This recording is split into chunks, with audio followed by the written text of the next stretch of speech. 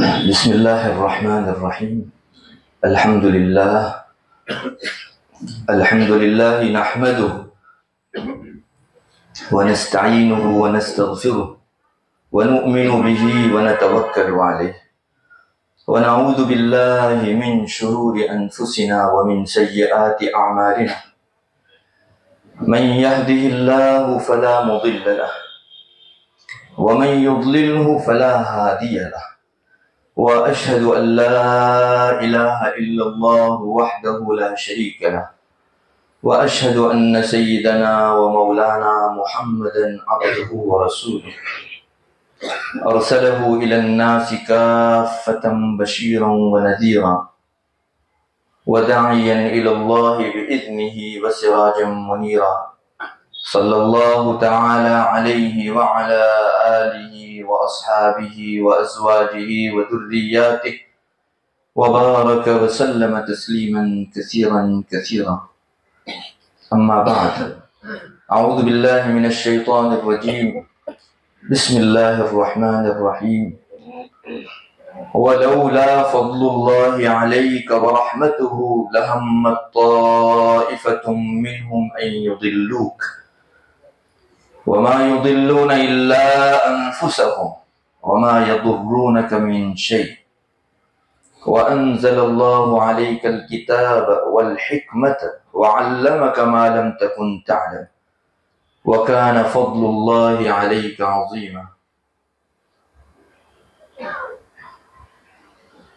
وعن حذيفة رضي الله تعالى عنه أنه قال: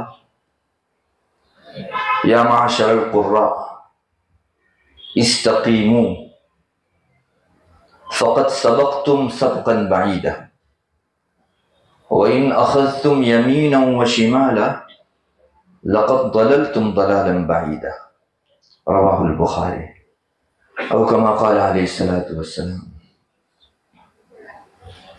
نہایت ہی قابل عز و تکریم حضرات علماء کرام، حفاظ اعظام اور علم کی نسبت سے جمع ہونے والے میرے بھائی، یوں کہنا چاہیے کہ ہمارے بھاؤ نگر اور آس پاس کی بستی کا کریم اس وقت ایک جگہ جمع ہو گیا ہے.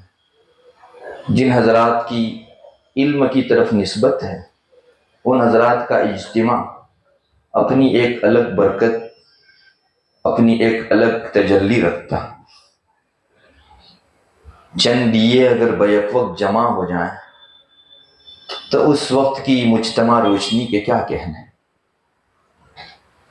بڑا فضل و احسان ہے اللہ تعالیٰ کا کہ اتنی بڑی تعداد میں اللہ تعالیٰ نے یہاں حضرات اہل علم کا وجود رکھا.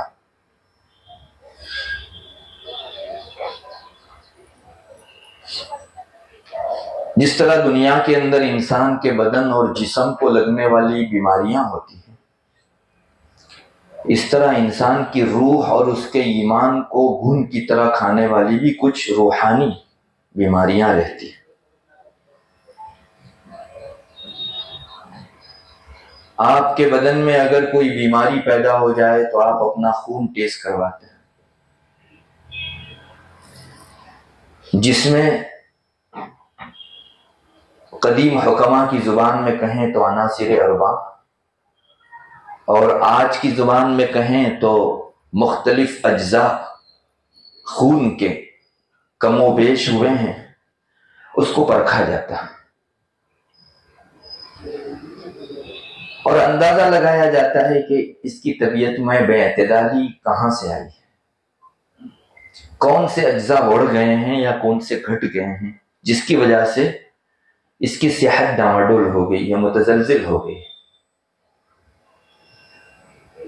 ویسے ہی روح کا بھی معاملہ، روح میں بھی اگر اجزاء بیلنس پر نہ ہو، اعتدال پر نہ ہو، کسی چیز کی کمی ہو گئی ہو یا کسی چیز میں افراط و اضافہ ہو گیا تو روح بھی متزلزل ہو جاتی. اس کو ٹھیٹھ انداز میں کہیں تو یہ بھی کہہ سکتے ہیں کہ روح بھی فتنوں کا شکار ہو جاتی ہے. جس طرح ہمارا جسم بیماریوں اور سقم اور خرابیوں کا شکار بن جایا کرتا ہے، جسمانی بیماریوں کو پرکھنے کے لیے نت نئے مشین نکلے. آپ ایکس رے کروائیں، سونوگرافی کروائیں، سی ٹی اسکین کروائیں، ایم آر آئی کروائیں، لیبورٹری کروائیں متعدد قسم کی، جس سے انسان کی بے اعتدالی جسم پہچانی جاتی. ویسے روح بھی بیمار ہو جایا کرتی ہے. اس کو پرکھنے کے لیے بھی شریعت نے کچھ معیارات رکھے، کچھ ترازویں رکھی، جن کے اوپر اگر روح کو پرکھا جائے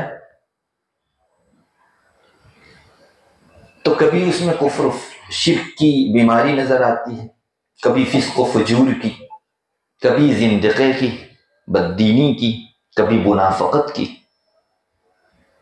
کبھی بدعت کی. مختلف قسم کی بیماریوں سے روح بھی دوچار ہوتی ہے، جیسے ٹائیفائڈ، ملیریا اور متعدد دنیاوی جسمانی بیماریوں کے وائرس رہتے ہیں، ویسے کفر و شرک کے، زندقہ و منافقت کے، بدعت و الحاد کے بھی اپنے وائرس رہتے ہیں. ظاہری بیماری میں اگر انسان الرٹ نہیں ہوتا، متنبہ نہیں ہوتا، تو زیادہ سے زیادہ جسم خراب ہوتا ہے، ایک جسمانی اور ناسوتی وجود تمام ہوتا ہے، ختم ہوتا ہے. لیکن روح کے حوالے سے اگر انسان بیدار نہ ہو تو انسان کا معنوی وجود ختم ہو کر رہ جاتا ہے. روح مرتی ہے تو ظاہری ڈھانچہ کوئی کام کا نہیں. اس ظاہری ڈھانچے کی حیثیت اندر رکھے ہوئے مہنگے طوطے کے حق میں قفس کسی ہے، پنجرے کسی ہے. ہمارا یہ ظاہری ڈھانچہ جو ہے وہ ایک پنجرا ہے. اصل اس میں جو بہت مہنگا ببغا اور طوطا رکھا ہوا ہے، جیسے بادشاہوں کے یہاں باز ہوا کرتے ہیں اور طوطے ہوا کرتے ہیں، گراں قدر اور بہت مہنگی قیمت میں بکتی ہے. روح کی حیثیت اس پرندے کی، اور یہ ظاہری ڈھانچہ قفس کی حیثیت رکھتا ہے، ایک پنجرا، اس سے زیادہ کچھ نہیں. اسی لیے ہمارے علماء نے مسئلہ تیار کیا ہے فقہ کے اندر کہ اگر کوئی آدمی اپنے جسم کا علاج نہ کرائے، جیسے بہت سے موقعوں کے اوپر لوگ سوال بھی پوچھتے ہیں کہ ہمارا مریض اس درجے کو پہنچ چکا ہے کہ وینٹیلیٹر پر نہ رکھیں تو مر جائے گا. گھر والوں نے اگر وینٹیلیٹر پر نہیں رکھا اور یہ مر گیا تو اہل خانہ گنہگار نہیں ہے. اس لیے کہ ادویہ اور معالجے جو ہیں وہ تخمینات سے زیادہ حیثیت نہیں رکھتے. لیکن روح کو بیماری لگی، اس کی تشخیص ہوئی اور اس کے حق میں تجویز ہوئی کہ تم کو یہ بیماری ہے روح کی اور اس کا علاج نصوص کی روشنی میں یہ ہے، اس نے علاج نہیں کرایا اور مر گیا، تو یہ انسان اللہ تعالیٰ کے یہاں ایک بہت بڑے فرض کا تارک، بہت بڑے فریضے اور وظیفے کو چکنے والا آدمی قرار دیا جائے گا اور ماخوذ ہوگا. اس سے پوچھا جائے گا اللہ تبارک و تعالیٰ کی. خلاصہ اتنا کہ روح کے تعلق سے ہم کو ہمارے جسم کے حوالے سے ہم لوگ جتنے بیدار ہیں اس سے کئی گنا زیادہ بیدار ہونے کی ضرورت ہے. روح کو بھی فتن لگتے ہیں جیسے جسم کو بیماریاں اور اسقام لگتے ہیں. اب دنیا میں تو ہم لوگ بدن کی اور جسم کی بیماری کو پرکھنے کے لیے آلات جانتے ہیں. سائنسدانوں نے نہ جانے کیا کیا آلات تیار کر رکھے ہیں، لیکن روح کی بیماری اور قلب کو لگنے والے فتنوں کو پرکھنے کے معیارات کیا؟ الحمدللہ ان کے وائرس جو روح کی بیماری کو لگتے ہیں بہت سے تو منسوس ہیں. رسول اللہ صلی اللہ علیہ وسلم نے علامات نفاق گنوائی ہے. آخر یہ کیا چیز ہے؟ 3 علامتیں منافق کی جس میں یہ احوال پائے جائیں، سمٹمز پائے جائیں. ہماری گجراتی میں جس کو کہے لکشن، بیماری کے اگر اس میں پائے جاتے ہیں تو ایک ڈاکٹر انگلی رکھ کر کہہ دیتا ہے کہ اس کو ملیریا، اس کو ٹائیفائڈ ہے، یہ کینسر زدہ مریض ہے، اس آدمی کی کڈنی ڈیمیج ہے. ویسے ہی منافقت کے وائرس انسان میں پائے جائیں تو اس کے اعمال، حرکات اور افعال سے بالغ نظر لوگ اندازہ لگا کر کہہ دیتے ہیں کہ اس آدمی کو کبر کی بیماری ہے، اس آدمی میں نفاق ہے، اس آدمی میں الحاد ہے، زندقہ ہے، بددینی ہے، وغیرہ وغیرہ۔ اور الحمدللہ ساری ہی چیزوں کے سلسلے میں بہت تفصیلی تعلیمات ہمارے پاس موجود ہیں۔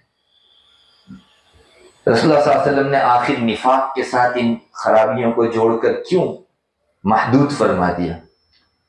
اس لیے کہ یہ علامت جہاں پائی جائے گی دل کے اندر کفر کا وائرس آیا ہے، یہ سمجھنا ہوگا۔ لوگوں نے بتایا، علماء نے، کہ اگر ایسی کوئی لیبورٹری تلاش کی جائے جس پر کفر کو اور شرک کو پرکھا جائے اور آپ وہاں کفر شرک کو رکھیں گے، اس کی تحلیل ہوگی تو اس میں دو بنیادی اجزاء پائے جائیں گے۔ جیسے ہمارے جسم کا خون ہم دیتے ہیں تو ریڈ سیلز ہوتے ہیں، وائٹ سیلز ہوتے ہیں، اور نہ جانے ہیموگلوبین اللہ بلا کیا کیا چیزیں رہتی ہیں اس میں، ویسے ہی کفر کو اگر اس لیبورٹری میں رکھا جائے تو وہاں دو بنیادی اجزاء آپ کو ملیں گے، ایک تو کبر اور ایک ڈٹائی۔ وَأَصَرُّوا وَاسْتَكْبَرُوا اسْتِكْبَارًا، دل میں اکڑ بھوں ہے، ایٹیٹیوڈ ہے، میں بڑا ہوں، کوئی میری غلطی کیسے نکال سکتا ہے، میری بیماری پر انگلی رکھ کر میری بیماری کی نشاندہی کر کیوں سکتا ہے، وہ مرض کو صحت سمجھتا ہے۔ یہ ڈٹائی مکابرہ ہے جس کو ہم اصطلاح میں کہیں تو۔ حق، دلائل، حجت، براہین سامنے آ جانے کے بعد بھی انسان اپنے باطل پر ایسے اڑا ہوا جیسے کوئی شخص جو ہے باحجت حق پر ڈٹ جاتا ہے، یہ ڈٹائی کہلاتی ہے، جس کو قرآن کی اصطلاح میں اصرار کہا جاتا ہے، ہٹ دھرمی۔ وَأَصَرُّوا، اور دوسری چیز ہے استکبار۔ یہ دونوں چیزیں اگر کسی جگہ ہے تو اس کو بہت ڈرنا چاہیے۔ یوں ظاہر میں ڈھانچے کے اعتبار سے شاید مومنوں میں اس کا شمار ہو، لیکن جو نازک گھڑی آئے گی موت کی تو اس وقت وہ چیز سامنے آ جاتی ہے۔ یہ مرض اپنے پورے زور سامانیوں کے ساتھ حملہ کرتا ہے، اور پھر انسان ممکن ہے جس کے وائرس لیے ہوئے ہو اس کفر شرک کے ساتھ، گناہ کے ساتھ، منافقت کے ساتھ، الحاد کے ساتھ اس دنیا سے رخصت ہوتا ہے۔ اب روح کی بیماریوں کو پرکھنے کے لیے، جیسا کہ میں نے آپ کو بتایا، نصوص کے اندر خود قرآن میں اور احادیث میں بہت تفصیلی طور پر ایسے اجزاء بتائے گئے ہیں۔ نبی اکرم صلی اللہ علیہ وسلم کی احادیث کو اگر ہم لوگ جمع کریں بڑی آسانی سے جو ہے ہم لوگ کہہ سکتے ہیں۔ البتہ اس کو پرکھنے والے کون؟ میں نے بتایا بالغ نظر لوگ جو علم میں گہرے اترے ہوئے ہیں، وہ حضرات اس کو پرکھ سکتے ہیں۔ علم نافع ایک ایسا ذریعہ ہے جس کے ذریعے سے روح کی بیماریاں پرکھی جاتی ہیں، دلالت و گمراہی سے بچا جا سکتا ہے۔ قرآن کریم کی جو آیت کریمہ میں نے آپ کے سامنے رکھی وہ اس کی واضح ترین دلیل ہے۔ حضرت نبی کریم صلی اللہ علیہ وسلم کو کہا جا رہا ہے وَلَوْلَا فَضْلُ اللَّهِ عَلَيْكَ وَرَحْمَتُهُ، اے نبی، اے محمد، آپ پر اللہ کا فضل اور اس کی مہربانی اگر نہ ہوتی، لَهَمَّتْ طَائِفَةٌ مِّنْهُمْ أَن يُضِلُّوكَ، کفار کی ایک جماعت ٹھان چکی تھی کہ آپ کو گمراہی کا شکار کر دینا ہے۔ اللہ اکبر۔ سید الرسول کے حوالے سے قرآن کہتا ہے کہ ان کے حوصلے تھے، ان کفار کی ہمتیں بندھ چکی تھی کہ محمد کو راہ حق سے بچکا دینا، دلالت پر لا دینا ہے۔ لَهَمَّتْ طَائِفَةٌ مِّنْهُمْ أَن يُضِلُّوكَ، حالانکہ جس کی حفاظت کا ذمہ خود رب تعالیٰ نے لیا ہو، اس کے حوالے سے دلالت و گمراہی کا انہیں شکار بنا دے، یہ ایک سبز باغ ہے، ایک خواب ہے، کوئی حیثیت نہیں۔ وَمَا يَضُرُّونَكَ إِلَّا أَنفُسَهُمْ، آپ کو بالکل تکلیف نہیں دے سکیں گے، آپ کے ایمان کو بالکل نقصان نہیں پہنچا سکیں گے، ان کے اپنی ذات پر وہ نقصان پہنچا رہے ہیں، اپنے برے ارادوں، برے عزائم اور بری نیتوں کی وجہ سے ان کا ایمان خراب در خراب ہوگا، آپ کو بالکل وہ نقصان نہیں پہنچا سکیں گے۔ وَمَا يَضُرُّونَكَ مِن شَيْءٍ وَمَا يُضِلُّونَ إِلَّا أَنفُسَهُمْ وَمَا يَضُرُّونَكَ مِن شَيْءٍ۔ کیوں؟ ظاہری اسباب کی حد تک آخر ایسی کون سی چیز تھی جو رسول اکرم صلی اللہ علیہ وسلم کو دی گئی تھی اور جس کا حوالہ اجمال کے ساتھ شروع آیت میں فضل و رحمت کے عنوان سے دیا گیا؟ ابھی آیت پوری بھی نہیں ہوئی اور قرآن اس کی تشریح میں لگتا ہے وَأَنزَلَ اللَّهُ عَلَيْكَ الْكِتَابَ، اللہ تعالیٰ نے آپ پر صاف شفاف آئینہ دار کتاب اتاری ہے، وحی اتاری ہے، والحکمہ، سنن کا آپ کو مجموعہ سرچشمہ بنایا ہے، حکمتیں اتاری ہیں آپ پر، وَعَلَّمَكَ مَا لَمْ تَكُنْ تَعْلَمُ، اور ایسی چیزیں سکھلائی ہیں اس سے قبل اور تو اور خود آپ بھی نہیں جانتے۔ وہی فضل جو شروع میں آیا، باری تعالیٰ اس کی تشریح فرما کر اس پر مہر مار رہے ہیں، وَقَانَ فَضْلُ اللَّهِ عَلَيْكَ عَظِيمًا، وہ فضل کوئی دوسری چیز نہیں، ابھی جس کا ذکر آیا وہی فضل، یعنی علوم قرآنیہ، علوم حدیثیہ، علوم شرعیہ، علوم دینیہ، اللہ کا بڑا فضل ہے آپ پر، عظیم فضل ہے۔ آیت کے مجموعے کو اگر آپ بیک نگاہ دیکھو، بڑی آسانی سے دو چیزیں سامنے آتی ہیں، ایک طرف ضلالت و گمراہی ہے اور دوسری طرف اس کا علاج ہے۔ کہو ایک طرف بیماری ہے اور دوسری طرف معالجہ اس کا۔ ضلالت و گمراہی، اسی کو آپ دوسرے عنوان سے کہہ لیں تو فتنہ، روحانی فتن، قلب پر فتنے پیش کیے گئے، جیسے احادیث میں آتا ہے رسول اللہ صلی اللہ علیہ وسلم ٹیلے پر چڑھے مدینہ منورہ کے، فرمایا میں ٹیلوں پر ایسے فتنے برستے دیکھ رہا ہوں جیسے بارش کے قطرے برستے ہیں، یہ فتن قلوب پر اترتا ہے، یہ ضلالت ہے، عنوان ہے ضلالت، اس کے یہ ذیلیات ہیں، سب فروعات ہیں، اس کا مداوع ہے، اس کا علاج ہے علوم شرعیہ، بہت صاف دو چار کی طرح ہمارے سامنے یہ حقیقت واضح ہوتی ہے کہ اگر فتن سے بچنا ہے، ضلالت و گمراہی سے بچنا ہے، علوم نافعہ کا سہارا لینا ہوگا۔ اور سچی بات یہ ہے کہ معاشرے میں پھیلنے والی برائیوں، گناہوں اور مناکیر کے اوپر انگلی رکھ کر فتنوں کی نشاندہی، ضلالت و گمراہی کے نشانات اگر کوئی دکھا سکتا ہے تو وہ جماعت علماء ہے۔ العلماء ورثۃ الانبیاء کا جو محور ہے وہ بہت وسیع ہے، بہت وسیع ہے۔ رسول اللہ صلی اللہ علیہ وسلم کے جو فرائض منصبی تھے وہ تمام کے تمام علماء امت کی طرف تقریباً منتقل ہوئے۔ آپ صلی اللہ علیہ وسلم اپنے پاس آنے والے آدمی کو دیکھ کر خاص اس کی سرشت اور اس کی طبیعت کے لحاظ سے اس کی روحانی اصلاح فرماتے تھے۔ کوئی آ کر دوسرے علاج کا اصرار بھی کرتا تو بھی ایک ہی علاج بار بار بتایا جاتا۔ میں آپ سے پوچھتا ہوں، حدیث شریف بہت مشہور ہے، ایک شخص آیا رسول اللہ صلی اللہ علیہ وسلم کے پاس، آ کر کہا حضرت نصیحت فرمائیے۔ آپ نے فرمایا لا تغضب، غصہ نہ کرو۔ بہت لائٹلی، نارملی عام آدمی کو جو نصیحت کی جاتی تھی وہ سمجھا کہ ٹھیک ہے یہ پیش خیمہ ہوگا، ایک تمہید ہوگی، کچھ بنیادی نصیحتیں، اس کے بعد مزید درخواست پر مجھ کو دی جائے گی۔ واپس پوچھا اس نے کہ حضرت کچھ نصیحت فرمائی۔ آپ نے فرمایا لا تغضب، دوبارہ غصہ نہ کرو۔ مکرر کے بعد تکرر اس نے پوچھا حضرت کچھ نصیحت فرمائیے۔ تیسری مرتبہ بھی زبان رسالت سے یہی علاج تجویز کیا جا رہا ہے، تمہاری طبع خاص، سرشت خاص کے پیش نظر جو ہے تمہارے لیے علاج ہے غصے سے بچنا، اپنے آپ کو غضب سے دور رکھنا۔ کتنے ہی مواقع ایسا نہیں ہوا کرتا کہ کوئی آدمی غضبناک ہو، اس کی طبیعت میں غصہ ہو، جوش ہو، تو اس کو کوئی عضو مزید بڑھ جاتا ہو، چھٹی انگلی نکل آتی ہو اس کو، یا 33واں دانت نکل آتا ہو، یا کوئی ایسی ظاہری علامت سامنے آ جاتی ہو جس سے آدمی پہچان لے۔ میں پوچھتا ہوں یہ کس سے پرکھا گیا؟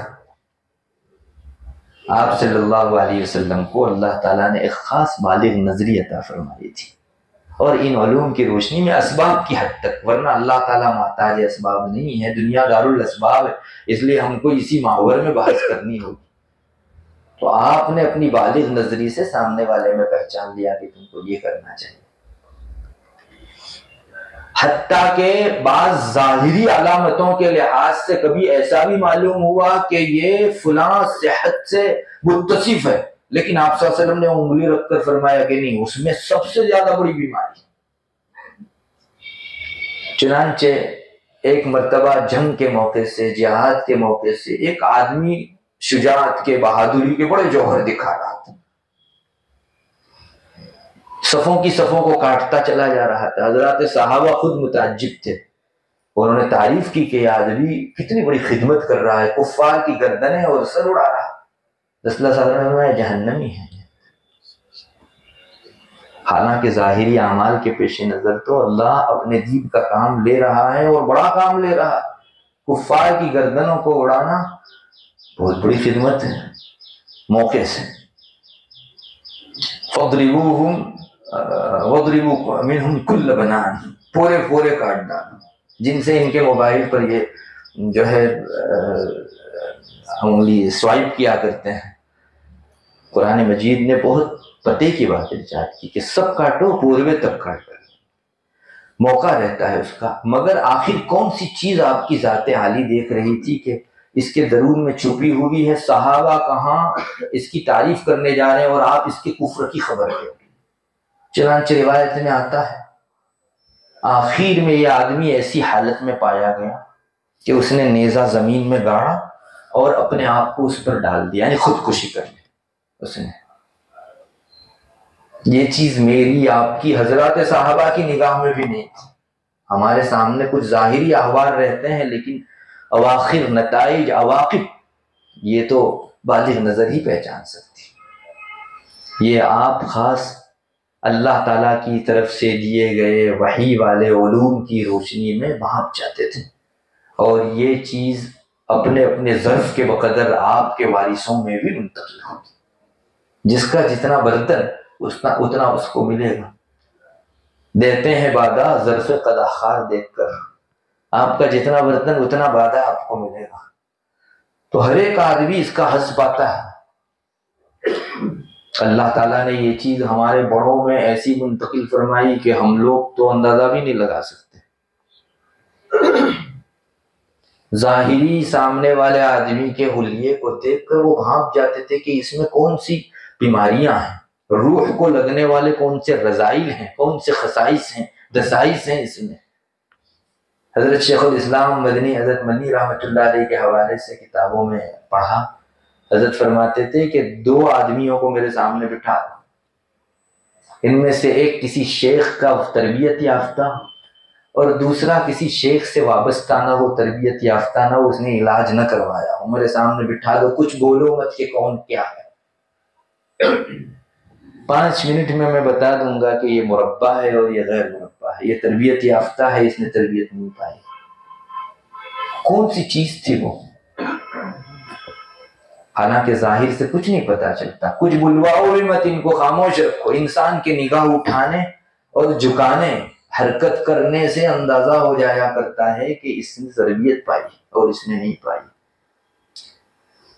یہ وہی سٹی سکین ہے، MRI ہے، جس کے ذریعے سے انسان کا درون سب کچھ اوپن ہو جاتا ہے بزرگوں کے سامنے۔ اور ایک نہیں دسیوں واقعات ہیں۔ حضرت تھانوی رحمۃ اللہ علیہ کے ملفوظات میں چیز ملتی ہے۔ حضرت فرماتے تھے کہ ہمارے بعض شیوخ کسی انسان کی طبیعی اعتدال کو پہچاننے کے لیے جب کوئی مرید بننے کے لیے آتا تھا تو اس کو شوربہ اور روٹی کھانے کے موقع سے لے کر بٹھا دیتے اور اس پر نظر رکھتے تھے۔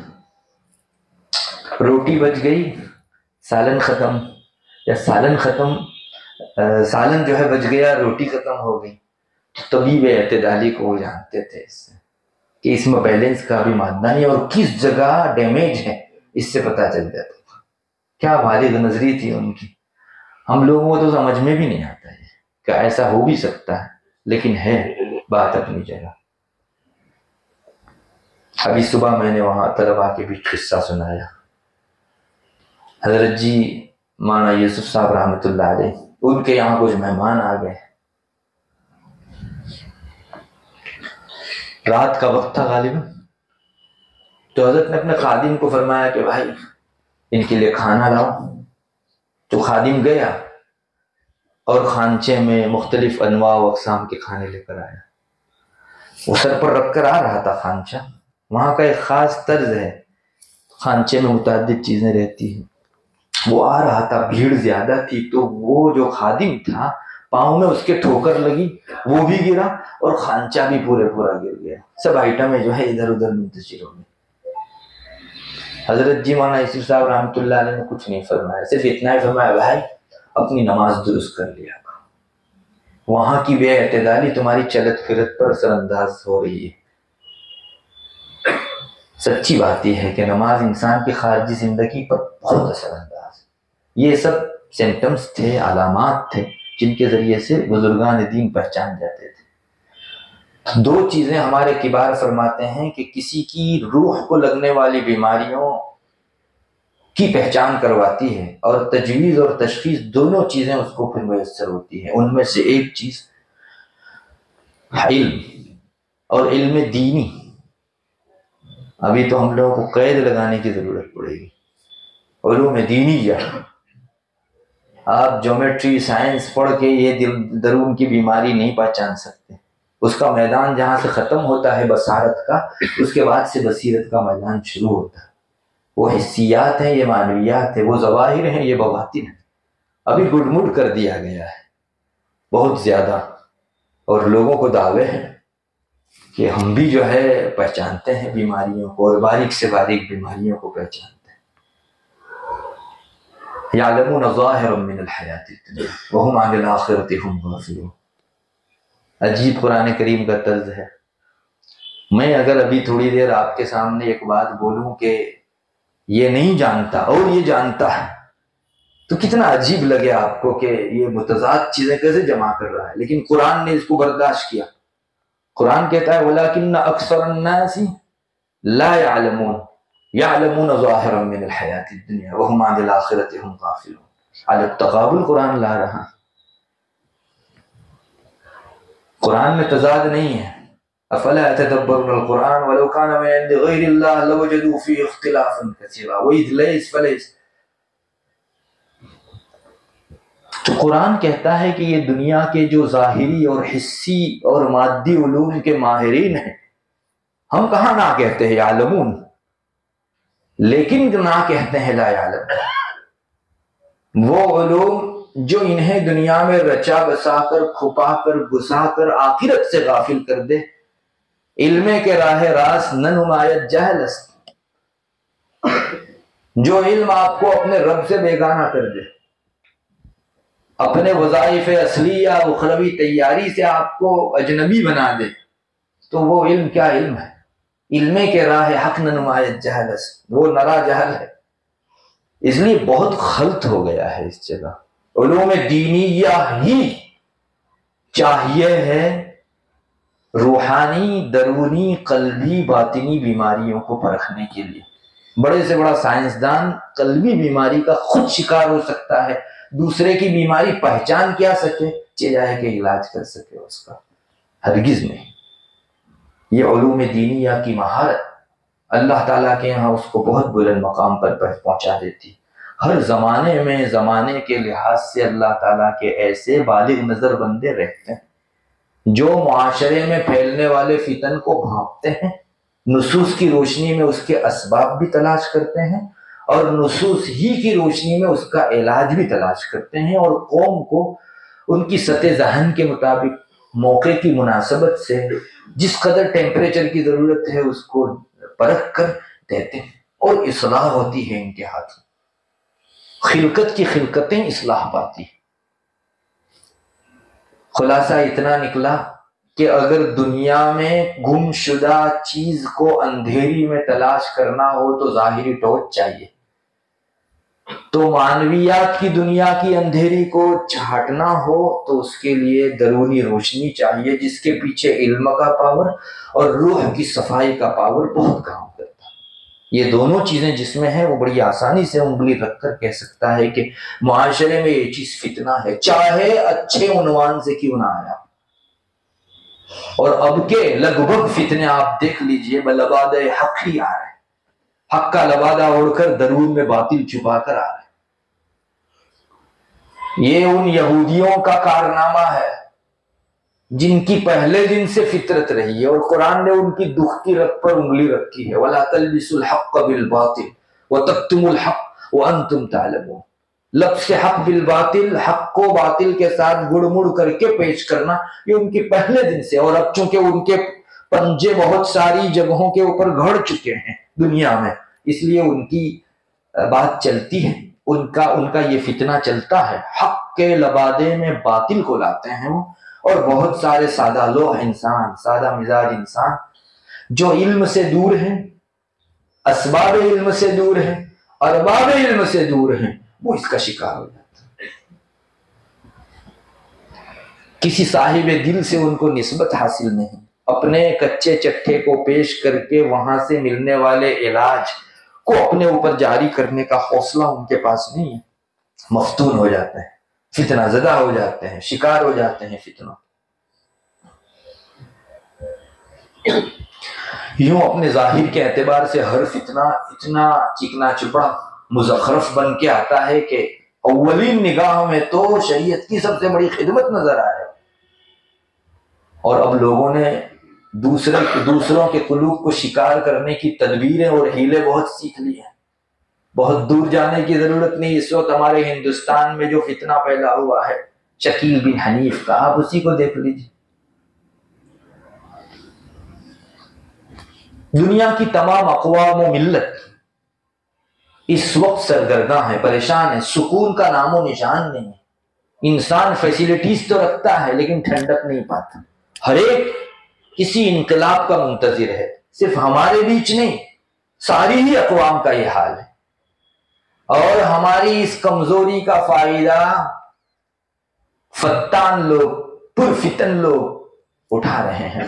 ہنود میں آئے دن نہیں سادھو سنیاسی نکلتے ہیں کہ اب جو ہے ایک نیا کال آنے والا ہے، مہاکال آنے والا ہے، اور اس وقت کا سیاسی روٹا تو اسی پر سینک رہا ہے، کسی مزید دلیل کی ضرورت نہیں ہے، سبز باغ دکھائے جا رہے ہیں، چونکہ لوگ پریشان ہیں، انہیں چاہیے ہے کہ ہماری بے روزگاری سے ہم کیسے نکلیں، اور ہماری ان پریشانیوں سے، مہنگائی سے، ظاہری سکون جو ان کی معراج ہے اس سے باہر کیسے آئیں۔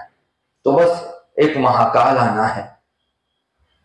ارے کلیوگ کے بعد مہاکال کون سا؟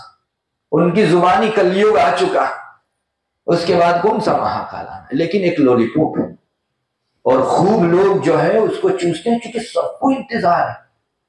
شکیل بن حنیف کا بھی یہی طریقہ کار ہے، چونکہ مومنوں میں بھی ایک اچھی خاصی سراسیمگی پریشانی ہے قلبی، اور وہ ہمارے گناہوں کے سبب، شریعت سے دور ہونے کے سبب ہے۔ اس کا علاج یہ تھا کہ شرائع کو اپنے اوپر جاری کیا جاتا، تعلیمات شرع سے روسناش ہوا جاتا، لیکن اس کے بجائے اس قسم کی چیزیں، چونکہ وہ بہت سہل ہے، کسی کے ہاتھ میں ہاتھ دو، تمام پریشانیوں کا علاج کرا،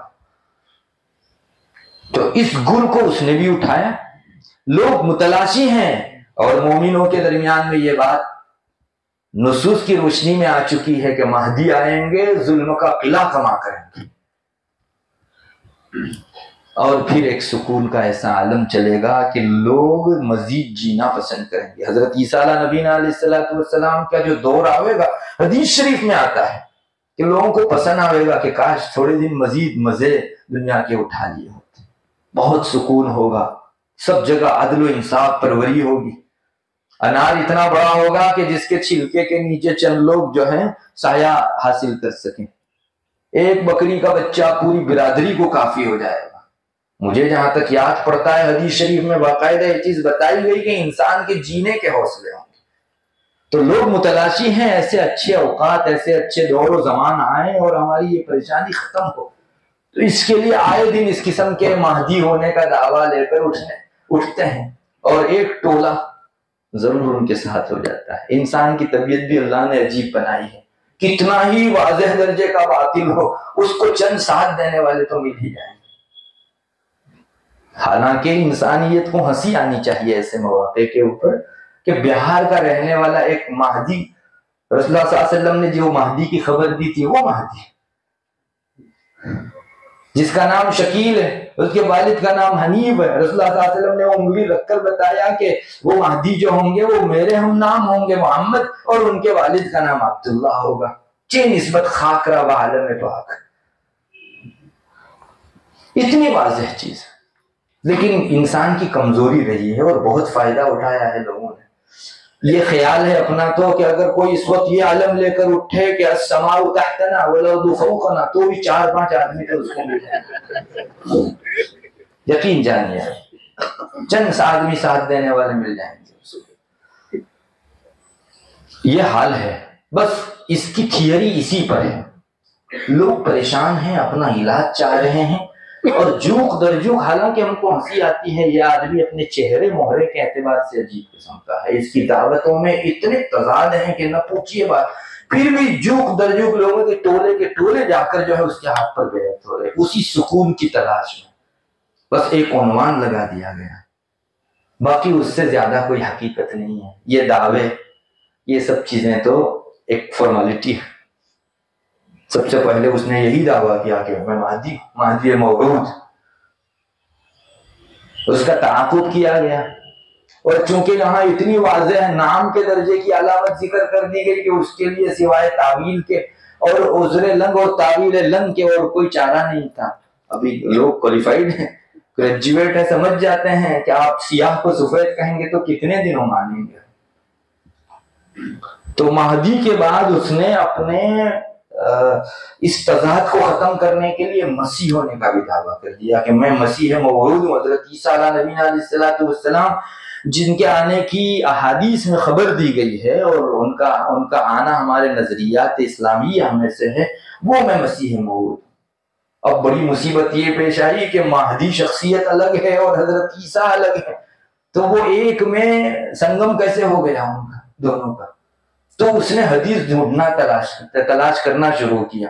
اس کو ایک بہت نہایتی ضعیف درجے کی، بہت سو نے موضوع بھی کہا ہے، ایسے درجے کی حدیث مل گئی، لا مہدی الا عیسی ابن مریم، رسول اللہ صلی اللہ علیہ وسلم کی طرف منسوب کر کے کہا جا رہا ہے۔ آپ نے فرمایا کہ مہدی عیسیٰ ابن مریم ہی ہوں گے، تو آپ نے خود دونوں کا ایک میں سنگم کر دیا، تو میں مہدی بھی ہوں بیک وقت اور مسیح بھی ہوں، کیا استبعاد ہے اس میں؟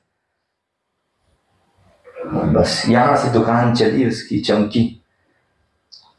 اب اس حدیث کے پیچھے لوگوں نے تلاش کیا، کہا کہ بھائی اتفاق کے محدثین یہ ناقابل قبول حدیث ہے، ضعیف ترین حدیث ہے، عقیدے جیسی بنیادی چیز کو ثابت کرنے کے لیے تو کہاں فضائل کے بعد میں بھی خدا کر کے چل سکے تو چل سکے، نہیں چل سکتی۔ تو اس خلا کو پور کرنے کے لیے اس نے اپنے کسی مرید کو تیار کیا، اور اس نے برملا آ کر کہا کہ میں نے خواب میں دیکھا رسول اللہ صلی اللہ علیہ وسلم فرما رہے ہیں کہ یہ حدیث صحیح ہے۔ تو آڈینس کے سامنے، مخاطبین کے سامنے اس نے کہا دیکھو آپ صلی اللہ علیہ وسلم کسی کو جھوٹ موٹ خواب میں نہیں آ سکتے، اور آپ کی بتائی ہوئی حقیقت تو تصحیح حدیث کے لیے خواب کا سہارا۔ یہ پتنگڑ ہیں، ڈھکوسلے ہیں، بہت واضح طریقے پر 2-2 4 کی طرح اس کا باطل ہونا، لیکن آپ اس کے باوجود بھی دیکھ رہے ہیں لوگ شکار ہو رہے ہیں۔ سچی بات یہ ہے کہ لوگوں کو صحیح تشخیص اور صحیح تجویز جب تک نہیں ملے گی اس وقت تک اس قسم کے فتنوں کا شکار ہوتے رہیں۔ لوگوں کو یہ بتایا جانا چاہیے کہ یہ برائیوں، گناہوں، نافرمانیوں کی گرمی ہے جو تمہارے قلوب کو جلسا رہی ہے۔ سود اور انٹرسٹ کھانا بند کرو، فاسد و باطل سودے بند کرو، زناکاری، شراب نوشی، ایک دوسرے کے خون کو چوسنا، حقوق اللہ اور حقوق العباد کی حق تلفی بند ہو، آگ سلگنا بند ہوگی، دھواں نکلنا بند ہوگا اور ٹھنڈک کی فضا بنے گی۔ اس کا علاج ہرگز یہ نہیں کہ تھوڑی دیر کے لیے آگ پر ایک ایسا برتن رکھ دو جو دھواں باہر نہیں آنے دیتا، وہ تو ایک جوش کے ساتھ پھر باہر نکلے۔ بس یہ حقیقت ہے شکیلیت کی۔ لیکن جو سادہ لوگ ہیں ان کو یہ حقائق بتانے کون جائے، واقف کرنے کی ضرورت ہے۔ ہمیں چاہیے کہ معاشرے میں پھیلنے والے منکرات پر انگلی رکھ کر علماء کو چاہیے کہ سر جوڑ کر وہ بیٹھیں اور معاشرے میں پھیلنے والی برائیوں پر نظر رکھیں۔ کون کون سی برائیاں، مناکب، گناہ پھیل رہے ہیں، ان کا علاج کیا ہے؟ الحمدللہ یہ سب کام مفروغ عنہ ہے۔ کسی شیخ کو بھی اور کسی مجتہد کو بھی جو ہے اس کے استنباطات کی زحمت نہیں دی گئی، خود رسول اللہ صلی اللہ علیہ وسلم نے نکال کے دکھا دیا ہے، یہ بیماری یہ علاج، یہ بیماری یہ علاج، یہ بیماری یہ علاج۔ نصوص کی روشنی میں لوگوں کو سمجھانے کی ضرورت ہے۔ بہت سے فتنے ہیں، کن کن فتنوں کی نشاندہی کی جائے، اور لوگ پھنستے ہیں۔ ہندوستان میں تو ابھی ایسا معلوم ہو رہا ہے کہ فتنوں کی موجیں اٹھ رہی اور ایک پورا مجمع اس کا شکار ہو کر چلا جا رہا ہے۔ اتنے واضح نصوص کے رہتے ہوئے سقطات کو جمع کرنا، قویلات کو جمع کرنا، جو گرے پڑے قول ہیں ان کو جمع کر کے اپنے بیانات میں عوام کے درمیان میں بتانا، یہ مستطیل فتنہ ہے۔ اور اللہ سزا میں پھر ان کو کسی ایسے مسئلے میں الجھا دیتے ہیں کہ بڑے مسائل رہ جاتے ہیں۔ چنانچہ جناب جو ہے اس میں الجھ گئے کہ مولوی لوگ تنخواہ کیسے لیتے ہیں مدرسے، حالانکہ یہ مسئلہ فقہا کے یہاں مفروغ عنہ مسئلہ۔ شامی نے بمالا مزید علیہ ایک رسالے میں اس پر تحقیق کر کے فرمایا ہے کہ مدرسین، معلمین، ائمہ، مؤذنین، ان کی تنخواہیں لیگلی ہیں، فقیہ تھے شامی۔ تو اس مسئلے میں ایسے الجھا دیا گیا کہ مناکیر محرمہ واضحہ بدیہیہ ان سب سے حضرت کی نگاہ جو ہے پھری ہو گئی۔ زناکاری اتنی عام ہے، کیا طاقت وہاں لگ رہی ہے؟ اس کو روک تھام میں کسی کی طاقت لگ رہی ہے؟ شراب نوشی اتنی عام ہے، اس مسئلے میں الجھ کر بڑے مسائل رہ گئے۔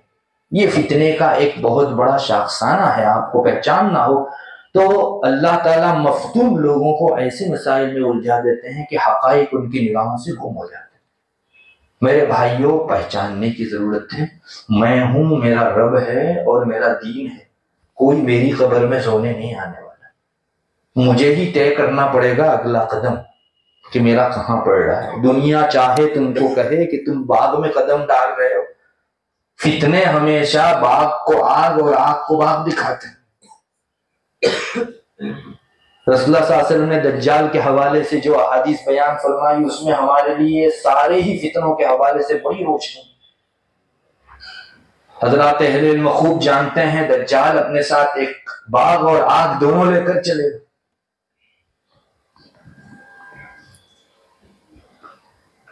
رسول اللہ صلی اللہ علیہ وسلم نے اس موقع پر فرمایا کہ وہ جو آگ ہے نا اس میں تم داخل ہونا۔ اللہ اکبر، کیا احسان تھا آپ کا۔ اس وقت آپ نے بتا دیا کہ وہ جو آگ لے کر چلے گا نا اس میں داخل ہونا، تو باغ دکھ رہا ہے اس میں داخل مت ہونا، چونکہ اس کا باغ جو ہے وہ سبز باغ ہے، یعنی خواب کا باغ ہے، وہ آگ ہے در حقیقت، اور اس کی آگ باغ ہے۔ یہ آپ نے ارشاد فرمایا۔ ہر ایک فتنے میں یہ جزو لا ينفك، ملمہ سازی، حقائق کو الٹ کر غیر حقیقی چیز کو دوسرے عنوان سے پیش کرنا، یہ حضرات کا کام ہے۔ اللہ بچائے میرے بھائیوں۔ آدمی میجورٹی بڑھانے، سواد اعظم پیدا کرنے کے لیے کسی کے ساتھ ہو جائے لیکن اپنی عاقبت بگاڑے، اس سے بڑا نادان اور کون ہے؟ کل اللہ یہ نہیں پوچھے گا کہ آپ کیوں ان کے ساتھ کھڑے نہیں ہوئے تھے، یہ پوچھا جائے گا کہ حق راستہ سامنے ہونے کے باوجود بھی آپ نے ادھر قدم کیوں رکھا۔ اللہ ہماری حفاظت فرمائے میرے بھائیوں۔ بہت پھونک پھونک کر قدم رکھنے کی ضرورت ہے۔ آئے دن فتنے ایسے سنگین ہوں گے، آخر وہ منظر بھی تو طاری ہونا ہے کہ ایک انسان کسی کی قبر کے پاس جا کر الٹ پلٹ کرے گا۔ حدیث شریف میں آتا ہے کسی آدمی کی قبر کے پاس جا کر الٹ پلٹ کرے گا اور یہ کہے گا اللہ اس قبر میں مقبور ہوتا، اس کی جگہ میں ہوتا تو کم سے کم 4 گھڑی تو فتنے میں مقابلہ کرنے سے میں معاذ رہتا اور مجھ کو جو ہے سکون حاصل ہوتا۔ اتنے فتنے آخر زمانے میں ایمان کے ساتھ چلنا ایسا ہوگا جیسے کوئی آدمی اپنے ہاتھ میں انگارہ پکڑے ہوئے ہو، کالقابض علی الجمر، حدیث شریف میں۔ اب آپ سوچئے وہ انگارہ رکھ بھی نہیں سکتا، نہ پکڑے رہ سکتا ہے، نہ کہہ سکتا ہے، نہ رہ سکتا ہے، نہ سہ سکتا ہے، کیا حال ہوا ہوگا اس کا؟ ایسا عالم ہوگا۔ اللہ تعالیٰ حفاظت فرمائے۔ یہ فتنوں کی سنگینی کے سب جو ہے تعبیرات، فتنۃ صماء عمیاء، اندھا بہرا گونگا فتنہ ہوگا، بکما۔ آپ نے دیکھا ہوگا یہ آکھلے، بازار میں جو آکھلے رہا کرتے ہیں وہ ایک مرتبہ جنون کے ساتھ دوڑتے ہیں تو نہ لاری دیکھتے ہیں، نہ انسان دیکھتے ہیں، نہ ٹیمپو دیکھتے ہیں، جو بھی آیا لپیٹ میں لے لیتے ہیں۔ یہ ہے فتنۃ صماء عمیاء بکما۔ آپ کو دیکھیں گے نہیں، آپ عذر بیان ہی کرنے جائیں گے اور لپیٹ میں لے کے آگے چلے جائیں گے۔ تعبیر آپ صلی اللہ علیہ وسلم کی بڑی گہری، آپ سمجھیں اس سے پہلے تو مفتون ہو سکتے ہیں۔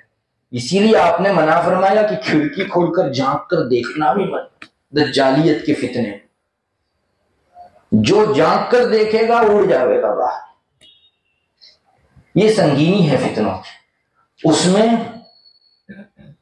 کھڑے ہونے والے کے مقابل بیٹھنے والا زیادہ سلامت رہے گا، اور بیٹھنے والے کے مقابل لیٹنے والا، سونے والا زیادہ سلامت رہے گا۔ کیا بات ہے، سونے میں تو انسان کی گھڑیاں ضائع ہو رہی ہے۔ ہاں، فتنوں کے زمانوں میں آنکھیں بند رہنا، نہ دکھنا، یہ سلامتی ہے ان کا، ان فتنوں کو نہ دیکھ پانا۔ آپ گہرائی کو اور سنگینی کو سمجھ سکتے ہیں۔ بس فتنے جوں قیامت قریب آئے گی، سنگینیوں میں اضافہ ہوتا چلا جائے گا۔ اللہ تعالیٰ ہماری حفاظت فرمائے۔ حضرات اہل علم سے یہی درخواست ہے کہ ہم لوگ اپنے فرائض علمیہ پر پورے اتریں۔ بہت سیدھے انداز میں کہا جائے تو حضرات اہل علم کے دو بڑے وظائف ہیں، بہت سے کام ہیں، بنیادی درجے کے، اصولی درجے کے دو بڑے وظائف، دو کام ہیں۔ ایک تو نقل علوم، ہمارے اگلوں سے علوم کو لے کر بعد والے آنے والے لوگوں کی طرف ان علوم کو منتقل کرنا، یہ فرض کفایہ ہے اور جماعت علماء اس کی مکلف ہے۔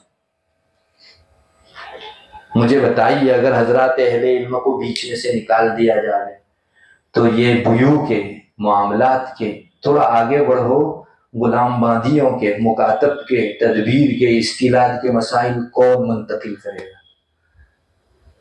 ہاں، عوام الناس اس کے مکلف ہیں کہ آپ کو اپنے جس معاملے میں جتنے علوم کی ضرورت ہو وہ آپ پر فرض عین ہے۔ بقیہ علوم امت کی ایک جماعت منتقل کر دیتی ہے، ساری امت کے کاندھے سے باہر ہٹ جاتا ہے۔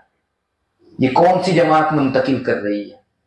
انجینئروں کی، پروفیسروں کی، ڈاکٹروں کی، کون منتقل کر رہا ہے؟ یہ فرض کفایہ بحمداللہ اللہ تعالیٰ علماء کے ہاتھوں انجام دے گا۔ اسی لیے کہا جاتا ہے کہ تدبیر کے، استیلاد کے، غلام باندیوں کے، عتق کے مسائل بھی پڑھاؤ۔ اگر کوئی فائدہ نہیں، مان لیا کہ قیامت تک کبھی بھی ابھی غلام باندیاں کا دور نہیں آنا ہے، تو کم سے کم علوم کے نقل کا فریضہ تو ہمارے سر پر سے اترے گا۔ نماز روزے کے جیسے مسائل ہیں، یہ بھی شرعیات ہیں، ان کو کوئی منتقل نہیں کرے گا تو امت کے سر پر ایک بوجھ، ایک بار۔ نقل علوم یہ بنیادی چیز ہے۔ اور دوسری چیز معاشرے کی اصلاح، یہ علماء کا اہم ترین فریضہ۔ میں آپ سے پوچھتا ہوں، اور کون سی جماعت ہے جو مناکر کی اصلاح کر رہی ہے یا کر سکتی ہے؟ منکرات پر نہیں، یہ علم کی متقاضی ہے۔ ایک عامی آدمی منکرات کی باتم میں وجوہ اصلاح نہیں کر سکتا، اس کے لیے علوم چاہیے۔ ما لہو و ما علیہ کو جانے بغیر آپ اصلاح کرنے گئے، ریئیکشن ہو سکتا ہے۔ آپ کو معلوم ہوگا حضرات اہل علم ہے، نہیں عن المنکر کے بھی 5 درجات ہیں۔ یہ فرض ہے، کبھی واجب بھی ہے، کبھی عام حالات میں سنت، اور کبھی مکروہ اور کبھی حرام بھی۔ نہیں عن المنکر، علماء نے امثلہ دی ہے، اس کی مثالیں تک دی۔ اگر ایک شخص کسی فسق میں مبتلا ہے، آپ کو ظن غالب یا یقین ہے کہ میں اس کو فسق سے روکنے جاؤں گا تو یہ کفر میں چلا جائے گا، تو آپ پر واجب ہے کہ نہیں عن المنکر نہ کرو، اس کو فرض ہے آپ پر۔ ان باریکیوں کو ایک عامی شخص بھلا کہاں جان سکتا؟ صاحب علم بعتم میں وجوہ اس فریضے کو پورا کر سکتا ہے، ورنہ مشکل ہے۔ اب ظاہر ہے کہ مناکیر کی اصلاح جس ایک جماعت میں منحصر ہو گئی، وہ بھی اگر اس سے تغافل برتے تو آخر یہ مناکیر اپنے پورے زور کے ساتھ، تموج کے ساتھ مجزن نہیں ہوں گے اور لوگوں کے دلوں کو پریشان نہیں کریں گے، تو کیا نقشہ اور بنے گا؟ یہی نقشہ سامنے آئے گا۔ ہمیں چاہیے کہ ہم مناکیر کے اوپر نظر رکھیں، اہتمام سے سر چھوڑ کر بیٹھے، بولنا پڑے گا علماء کو، اور یہی وہ چیز ہے جو ان کو مناقب و فضائل دلواتی۔ آخر اتنے بڑے مناقب، اتنے بڑے فضائل، تو کچھ مسئولیات و ذمہ داریاں بھی اتنی ہی گہری ہوں۔ کوئی مالی قربانی دیتا ہے، کوئی وقت کی قربانی دیتا ہے، اور کوئی اپنے مقام کی اور عزت کی قربانی دیتا ہے۔ آج میرے باپ کی کار کو کوئی اسکریچ مارے تو مجھ میں سے ہر معاشرے میں سے ہر آدمی لڑنے تیار ہو جائے گا، تم کار کو اسکریچ کر رہے ہو، اتنی نیو گاڑی ہے۔ لیکن شرائع پر، دینیات کے اوپر خدشات پر خدشات لگ رہے ہیں، ہمارے دلوں پر جو نہیں رہے، جبکہ ہمارا فرض ہے۔ اگر وہاں میں اس بات کا خیال چھوڑ دیتا ہوں کہ سامنے والا آدمی مجھ سے ایک مرتبہ بدزن ہو جائے گا، میرا دشمن بن جائے گا، لیکن کار کا نقصان مجھ کو بلوانے پر مجبور کرتا ہے، تو یہاں شرعیات کا نقصان کیا؟ ایک صاحب علم کو اپنی عزت داؤ پر لگانے کی دعوت نہیں دیتا۔ لگا دو، وَلِلَّهِ الْعِزَّةُ وَلِرَسُولِهِ وَلِلْمُؤْمِنِينَ۔ عزت کے خزانے لوگوں کے ہاتھ میں تھے، کب جو آؤ سلب کر لے گا آپ کا خزانہ۔ یقین ہے ہمارا، اللہ تبارک و تعالیٰ نے اپنے ہاتھ میں رکھے ہیں، اور شان ایمانی جس میں جس قدر قوت والی، اسی قدر اس کا اعزاز و اکرام بڑھا ہوا۔ اس لیے ہمیں آگے آنا ہوگا۔ ہم کو کہاں لڑنا بھیڑنا ہے لوگوں سے۔ ایک مرتبہ ہم دو ٹوک انداز میں کہہ تو دیں کہ یہ چیز اللہ کی نافرمانی کی ہے، بھائی مت کر اس چیز کو۔ یہ چیز نہ صرف تیرے لیے، نہ تیرے اہل خانہ کے لیے، پوری بستی، معاشرت اور چہار دانگ عالم کے لیے مصیبت لے کر آئے گی۔ صاحب علم کو بولنا پڑے گا۔ یوں بھی کہاں بے عزتی کم ہو رہی ہے؟ اللہ کے راستے میں اپنی عزت داؤ پر لگاؤ، قربان، ہمت رکھو، اور اس کے لیے ہم لوگوں کو سب سے زیادہ الرٹ رہنا پڑے گا۔ ہماری زندگیاں احتیاطات کے ڈگر سے گزرنی چاہیے، حرام اور ناجائز چیزوں میں تو نہیں، اس سے قریب بھی نہیں۔ اس لیے کہ آپ جب بولیں گے تو تبھی بول سکیں گے جبکہ آپ دور اور دور در دور ہوں گے اس سے، تب جا کے آپ کسی کو کہہ سکیں۔ اس لیے بہت بچ بچاؤ کی ضرورت ہے۔ انشاءاللہ اللہ ضائع نہیں کرے گا، یہاں ایسے رہے یا کہ ویسے رہے، وہاں دیکھنا ہے کہ کیسے رہے۔ خواجہ مخزوم کا شعر ہے، ٹھیک ہے سیدھی سادی روکھی سوکھی زندگی گزار لو، اللہ تعالیٰ اس جگہ آپ کو ایسی نعمتیں عطا فرماویں گے، مالا عین رأت ولا اذن سمعت۔ اور ایک بات یقین رکھو، اللہ جب ان کو کھلاتا ہے تو کیا اپنوں کو بھوکا مارے؟ ہاں آزمائشیں ہوتی ہیں، نو ڈاؤٹ ہوتی ہیں آزمائشیں، ابتدائی احوال ہر ایک کے کچھ مجاہدات پر اور ریاضات پر مبنی رہتے ہیں، باقی وعدہ ہے قرآن کریم کا، اللہ تعالیٰ اہل علم کے احوال کھول دیتے ہیں۔ ایک مفسر نے بہت پتے کی بات ارشاد فرمائی، قرآن کریم میں اللہ تعالیٰ نے رسول اللہ صلی اللہ علیہ وسلم کے دونوں حالات بیان فرمائے، پہلے آپ ایسے تھے، بعد میں ایسے ہو گئے، پہلے ایسے تھے۔ ایک جگہ قرآن کہتا ہے وَوَجَدَكَ عَائِلًا فَأَغْنَىٰ، آپ کو نادار پایا، غریب پایا، مسکین پایا، بے پیسہ بے مایا پایا آپ کو، اور اللہ نے غنی کر دیا۔ وہ مفسر لکھتے ہیں رسول اللہ صلی اللہ علیہ وسلم ہی کی حد تک یہ محدود نہیں ہے، وراثت میں اگر انہیں علم ملا ہے تو یہ صفات بھی ملے۔ چنانچہ ہر مولوی کو انشاءاللہ اگلے دنوں طبعی قناعت ملنی ہے۔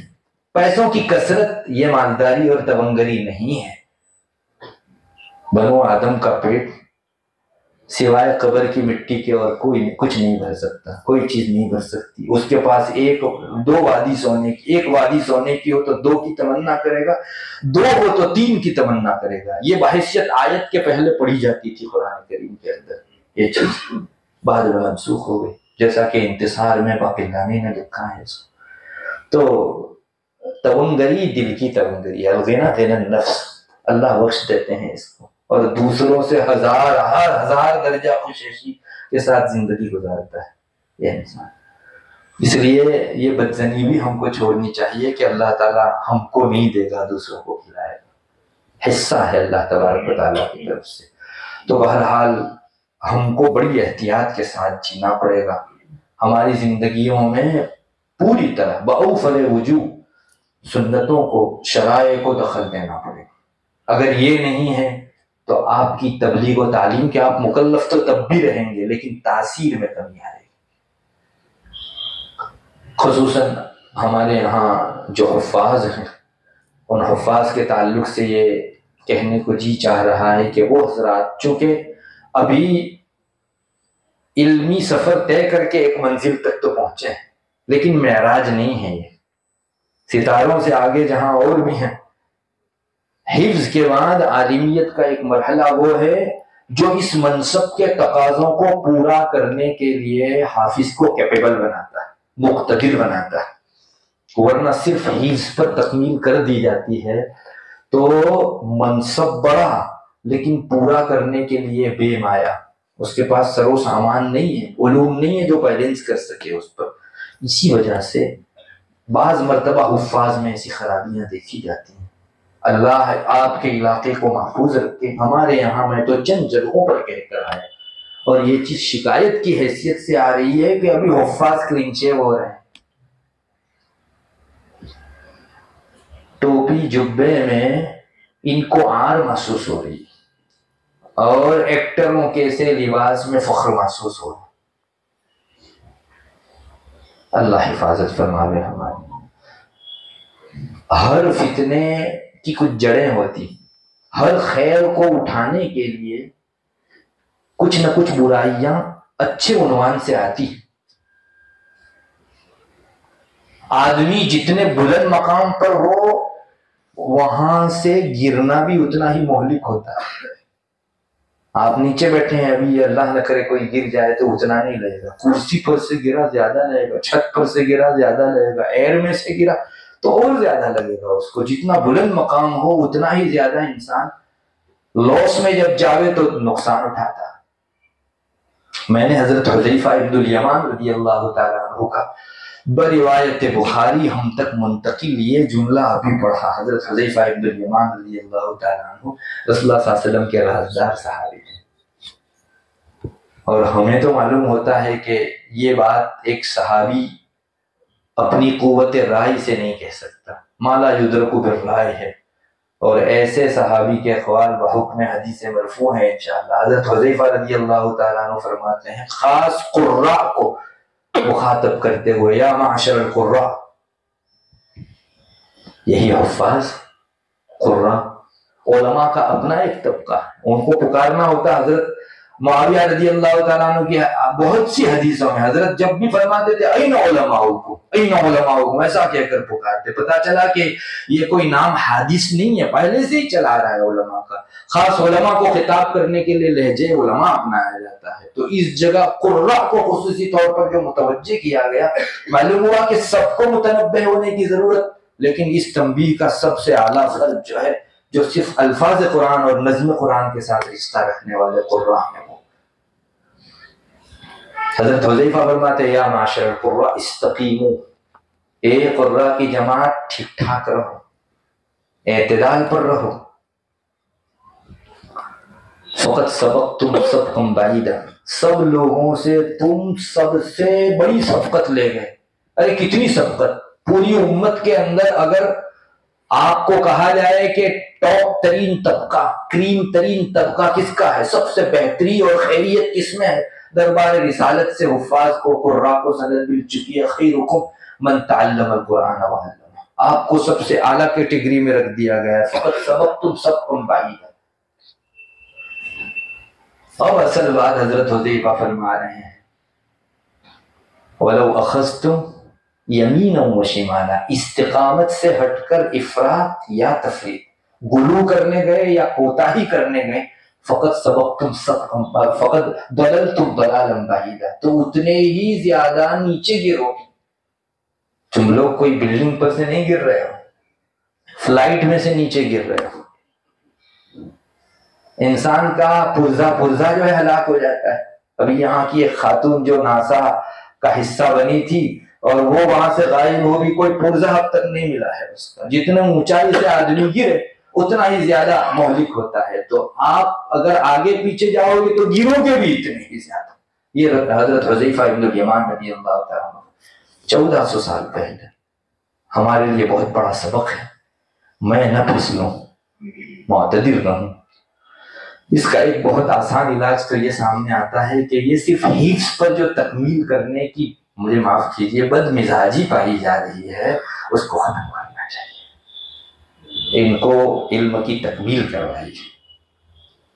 میرے بھائیوں یہ چیز ایسی ہے کہ ہماری زبان تو بول بھی نہیں سکتی. حفظ ایک اچھا مقام ہے، آپ کیسے کہہ رہے ہیں؟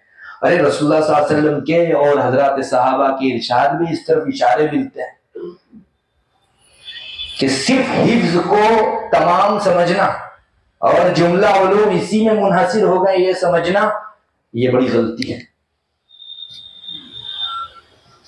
چنانچہ حضرت عبداللہ ابن مسعود رضی اللہ تعالیٰ عنہ کا مقولہ ارشاد موطا میں موجود ہے. میں آپ کے سامنے اس کا ترجمہ کر دیتا ہوں، آپ بآسانی سمجھ جائیں گے کہ آپ صلی اللہ علیہ وسلم کیا فرمانا چاہتے تھے، حضرت ابن مسعود کیا فرمانا چاہتے تھے. اور مجھے اس ارشاد کے بارے میں بھی یہی لگتا ہے کہ ضرور حضرت ابن مسعود نے رسول اللہ صلی اللہ علیہ وسلم سے سنا ہوگا. حضرت ابن مسعود کا مشہور طرز تھا کہ آپ کبھی بھی قال رسول اللہ صلی اللہ علیہ وسلم نہیں فرماتے تھے، بہت ڈرتے تھے بولتے ہوئے. ان کی جمعرات کو مجلس ہوتی تھی تو آپ جو ہے صرف ارشاد سنا دیتے، کبھی بھول سے قال رسول اللہ صلی اللہ علیہ وسلم نکل گیا تو بھڑک اٹھتے تھے. ابن ماجہ میں موجود ہے، ایک دن ان کی زبان سے ان کی مجلس جمعرات میں یہ نکل گیا قال رسول اللہ صلی اللہ علیہ وسلم. راوی کہتے ہیں کہ ابن مسعود کی حالت اتنی دیگرگوں ہو گئی، کھڑے ہو گئے جیسے ایک آدمی پریشان حال ہوا کرتا ہے. ان کے بٹن تک کھل گئے، فتحت ازراروں، پسینہ پسینہ ہو گئے. فرمایا ایسا ہی فرمایا، اور یا تو اس طرح سے فرمایا یا اس جیسا فرمایا، ایسا کیا تب جا کے ان کو سکون آیا. تو یہ ان کا طرز تھا. اس ارشاد کو امام مالک رحمۃ اللہ علیہ نے اپنی موطا میں حضرت عبداللہ ابن مسعود رضی اللہ تعالیٰ عنہ کے حوالے سے ذکر کیا. ابن مسعود نے اپنے سامنے بیٹھے ایک انسان کو کہا تھا، اے بھائی تم ابھی ایسے زمانے میں ہو. میں زیادہ انشاءاللہ تشریح نہیں کروں گا چونکہ میری بات سے اس میں جو وضاحت تھی وہ کم ہو جائے گی. ابن مسعود رضی اللہ تعالیٰ عنہ کے مقولے کا حتی الامکان ایگزیکٹ ترجمہ کرنے کی کوشش کروں گا. اپنے سامنے بیٹھے ایک انسان کو حضرت ابن مسعود نے فرمایا، بھائی تم ایسے دور سے گزر رہے ہو کہ جن میں دین کی سمجھ بوجھ رکھنے والے کثرت سے اور قراء کم ہیں.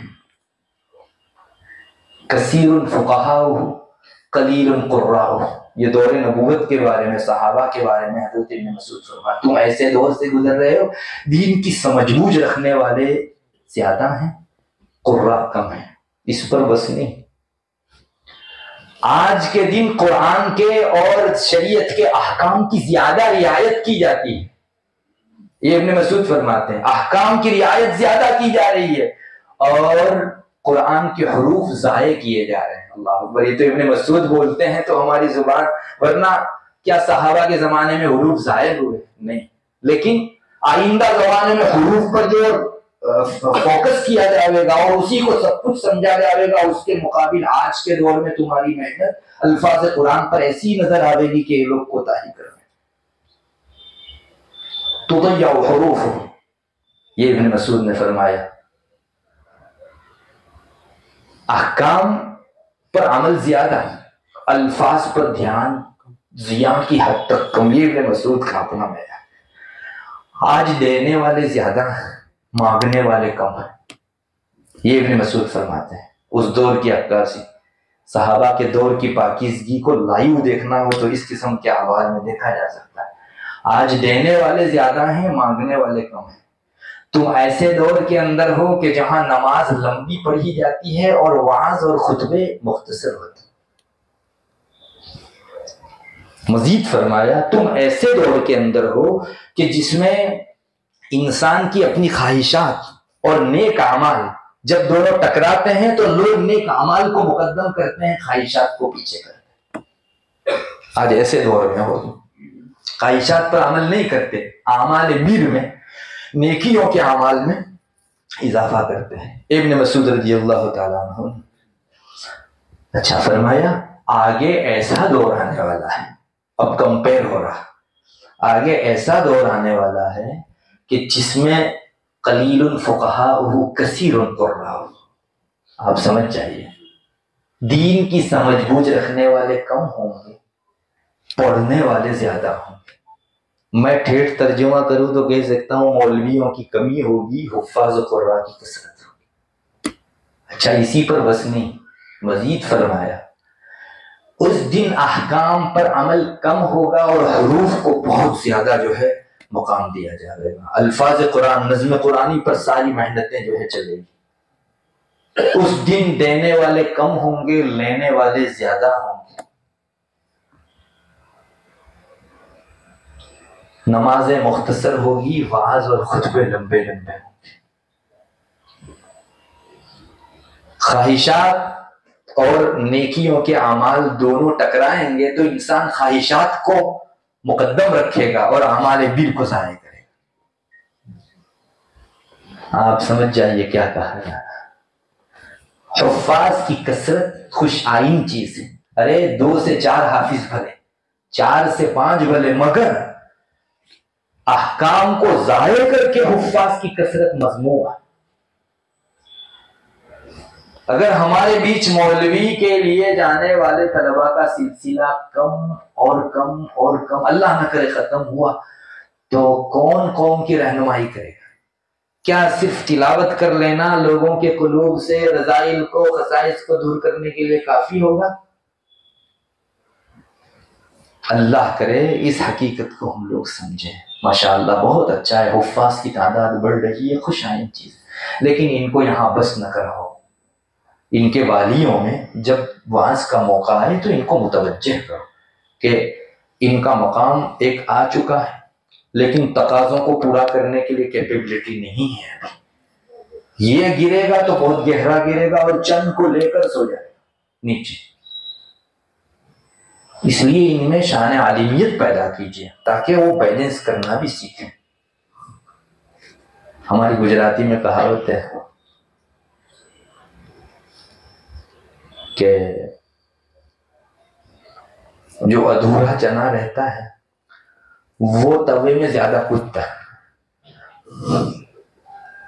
پورا ہوتا ہے چنا، آپ نے دیکھا ہوگا توے پر جب چنے کو جو ہے پکانے کے لیے رکھتے ہیں تو وہ کودا کود کرتے ہیں. تو جو پورا اکھا چنا ہوتا ہے وہ کودتا ہے لیکن اتنا بلند جمپ نہیں لگاتا. اور جس میں سے اندر سے دانا نکل گیا ہو اس کی تو بساتی کہاں کودنے کی. وہ جو ادھورا ہوتا ہے نا وہ بڑے پورے اکھے سے بھی زیادہ اوپر کودتا.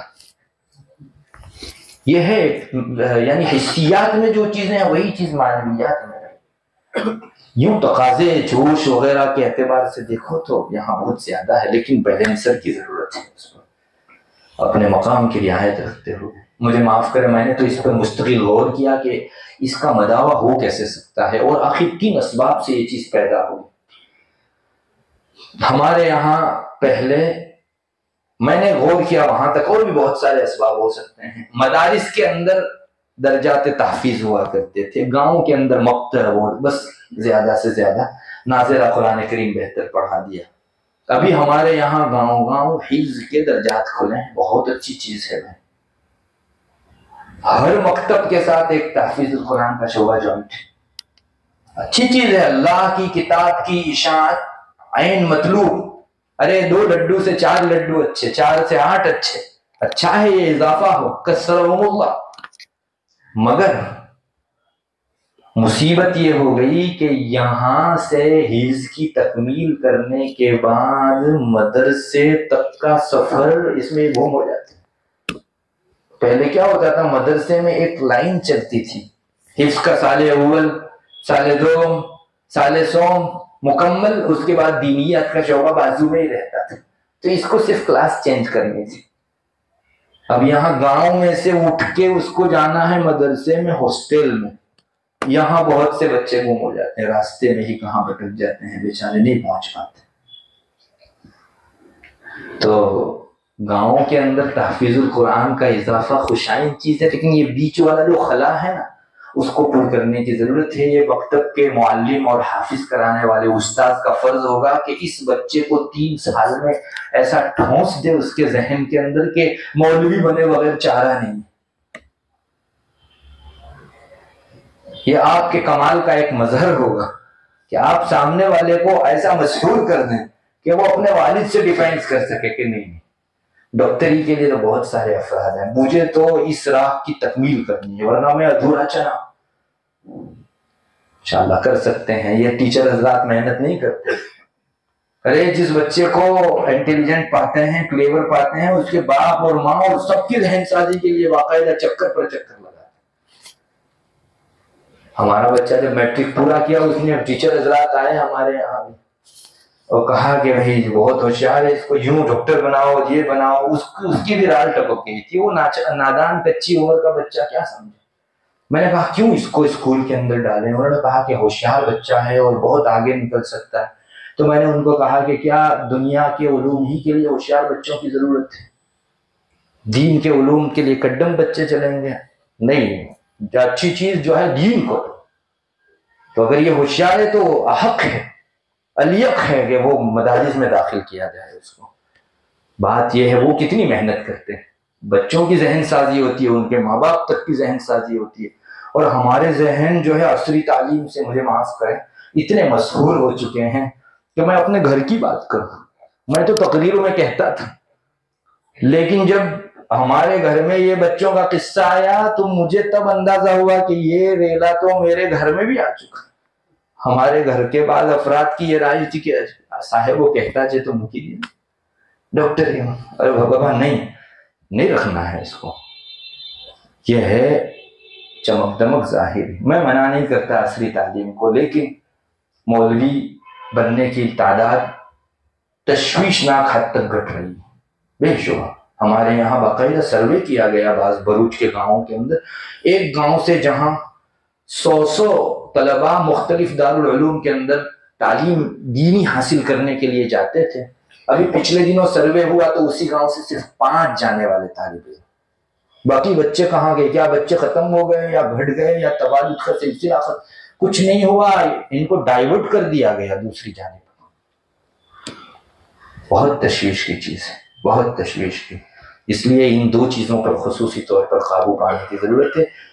بعض فتنے خارجی ہوتے ہیں اور بعض داخلی ہوتے ہیں، یہ اہل علم کے داخلی فتن، یہاں رکنے کی ضرورت ہے اور ان چیزوں کی اصلاح کی ضرورت، اور بھی بہت کچھ اگر آپ غور کریں گے اللہ آپ کے ذہن میں ڈالیں گے، بیماریاں، خرابیاں اور اس کی اصلاح۔ ایک اور فتنہ اس علمی بہاؤ کو، روش کو روکنے کے لیے آ رہا ہے، اسٹڈی سے علم حاصل کرو۔ استاد کی کیا ضرورت ہے؟ اسٹڈی کرو، آپ کو نشاندہی کر دی جاتی تھی اسکول کے اندر، ابھی گھر رہ کر انسان کون سی پریکشا دینی ہے اس کو سب دے سکتا ہے، تو اس کو یہ کہہ دیا جاتا ہے کہ یہ بحث دیکھنی ہو تو آسان سے آسان طریقے پر فلاں جگہ فلاں مول صاحب کے لیکچر کے اندر موجود ہے، سن لو اس کو آدھے گھنٹے کا۔ تو جس کا کوئی استاذ نہیں، اس کا استاد شیطان ہوتا ہے، یہی گڑبڑاہٹ پیدا کرے گی چیز۔ ذاکر نائک کے سلسلے میں مولانا شوکت صاحب جو بامبے جامع مسجد کے امام تھے، ہمارے جامعہ میں بھی ایک عرصے تک انہوں نے پڑھایا، حضرت فقیہ الامت حضرت مفتی محمود حسن گنگوہی نور اللہ مرقدہ کے خلیفہ تھے، پائے علم میں بھی بڑے تھے، فرو تقوی میں بھی بہت بڑے تھے، صاحب علم آدمی تھے، بامبے میں مرجع کی حیثیت تھی ان کی، جامع مسجد کے عرصے دراز تک کہو آخری عمر تک امام، ڈاویل تشریف لانا ہوتے رہتا تھا حضرت کا۔ میں آپ کو نامزدگی کے ساتھ اس لیے سنا رہا ہوں کہ بزرگوں کی نگاہیں کیا ہے، ہماری نگاہیں جس سے خیرہ ہوتی ہیں، بزرگان دین اس کی کمزوریوں کو انگلی رکھ کر پہچانتے ہیں۔ تو مجلس میں تشریف فرما تھے ڈاویل، معلوم ہو گئے، مجلس میں تھے تو کسی نے پوچھا حضرت ذاکر نائک کے بارے میں کیا خیال ہے آپ؟